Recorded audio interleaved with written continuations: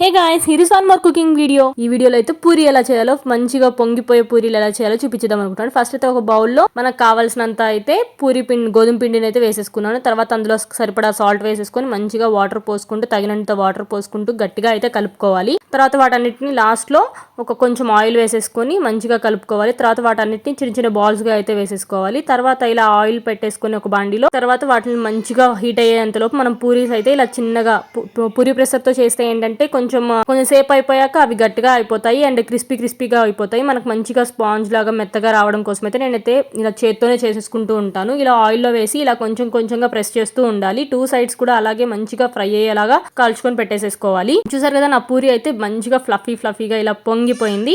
ఇలాగే ఎవ్రీ పూరిని కూడా మంచిగా ఇలా అయితే చేసేసుకున్నాను. చూసారు కదా, అన్ని పూరీలు కూడా ఎవ్రీ పూరి కూడా మంచిగా ఇలా పొంగిపోయి అయితే వచ్చేసినాయి. ఈ వీడియో కనుక మీకు నచ్చినట్లయితే లైక్ చేయండి అండ్ ఇలాంటి మరిన్ని వీడియోస్ కోసం నా ఛానల్ అయితే సబ్స్క్రైబ్ చేసేసుకోండి.